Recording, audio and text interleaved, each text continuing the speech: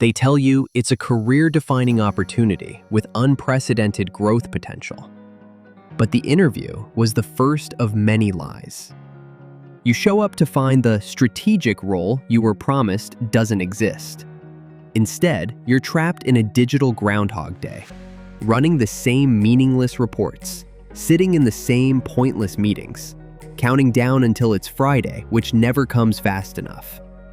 All that time you spent studying at university was pointless. You used nothing of what you learned, and they never even asked to see your degree. It feels like a scam. You finish nearly every evening exhausted because of how mind-numbingly boring your role is, and how little cognitive stimulation it provides. You're micromanaged by a manager who is spectacularly clueless about the actual work, but an expert at the only two skills that matters in this world: office politics and passing your work off to other people. Every manager you've ever had never learned pronouns. They always say we instead of you. It took you a few years to realize promotions aren't often earned through results.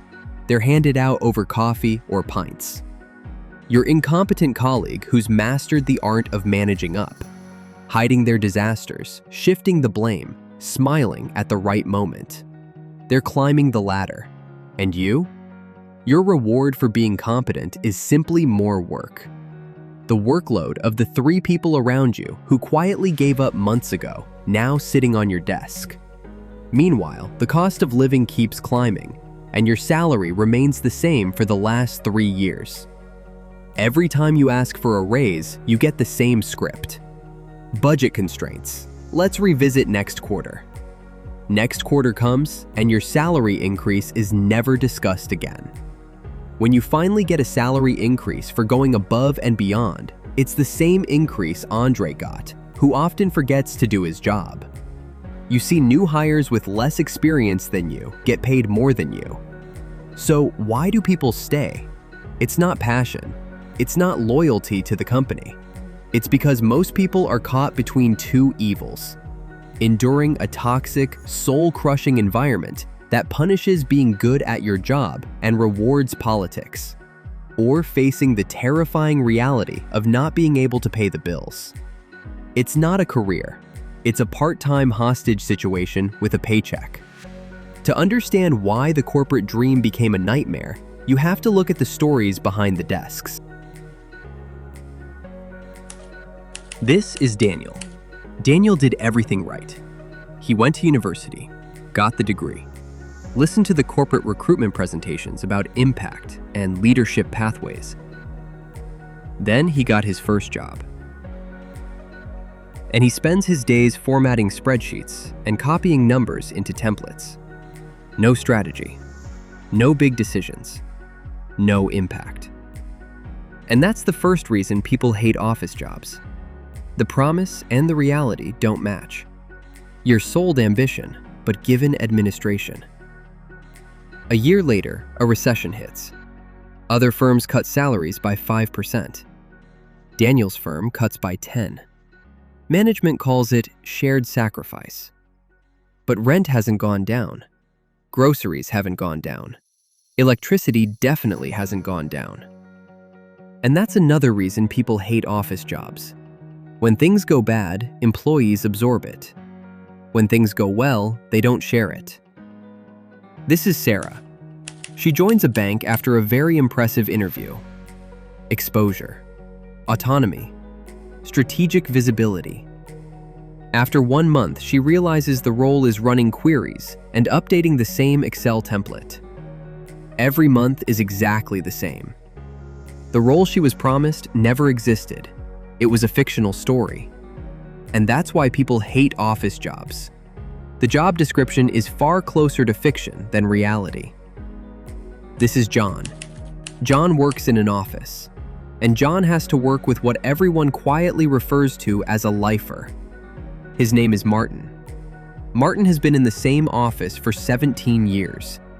He does exactly enough not to get fired. Nothing more. When John first started, Martin drove him insane. John would finish a task in 30 minutes. Martin would stretch the same task into 3 days. No urgency, no pressure, no ambition. And John couldn't understand it. Why wouldn't you just try? But after a few years, something clicks. Martin isn't lazy. Martin understands something John didn't. In this office, effort and reward are barely connected. The people who work the hardest don't get rewarded, they get punished. And once you realize that, something shifts. You stop asking, why doesn't he care? And you start asking, why should he? And that's one reason people hate office jobs, because working harder doesn't get rewarded. This is Emily. She works hard, reliable, consistent. Then Frank gets promoted, which is confusing to Emily as Frank was useless at his job. Emily applies for an internal role, perfect fit. She's rejected. Why? Her manager blocked the transfer. She's too valuable where she is. Frank was promoted because they wanted him gone. And that's why people hate office jobs. Being good can trap you. Being bad can set you free. This is Liam. He spots an error in a report during a meeting. He mentions it calmly. 3 months later, he's told there's been complaints about his attitude. Someone got their ego bruised. In offices, correcting mistakes isn't always rewarded. Sometimes it's punished. Accuracy matters less than ego management. This is Aisha. Her company hires a consultant, 1,000 euros per day. He says the new software can't be implemented. Aisha redesigns the solution, builds it, fixes it. The consultant scrolls on his phone for most of the day. And that's when she realizes, it's not about contribution, it's about classification. Third-party vendors always get paid more than employees, every time. This is Tom. He works in sales. He's one deal short of his target. Franco always hits his. Why? Franco gets the biggest clients because the manager recommended him to the company when they were hiring sales reps. Targets are visible. Client allocation isn't. Success isn't always earned. Sometimes it's assigned. Now Daniel is 2 years in. He's automated reporting. Saved the department a significant sum of money. He asks for a raise, just enough to match inflation. He's told, we'll review it next year. Next year never comes. Meanwhile, rent increases. Food prices increase. Transport increases. His salary barely moves. You can work harder every year and still fall further behind. That frustration builds, quietly. This is Brian. His manager is the final boss of bad managers. She was promoted because she's been here the longest, not because she's the most capable. Working for her is torture. She micromanages everything. She is clueless in many aspects of her role. Requirements change daily. She can't finalize anything. And the cherry on top. She thinks she's God's gift to the department. Simple tasks become complicated because she doesn't fully understand them, but won't admit that. The people who actually know how things work are kept at arm's length. She needs to be in control. So instead of moving forward, we move in circles. Projects stall. Deadlines slip. 8 hours starts to feel like 12. And the most frustrating part? There's nothing Brian can do, because she's the manager, and she manages senior management perceptions really well. This is Ed. His manager asks, can you take a quick look at this? Sarah's been struggling. Ed fixes it in 10 minutes. Then it happens again, and again.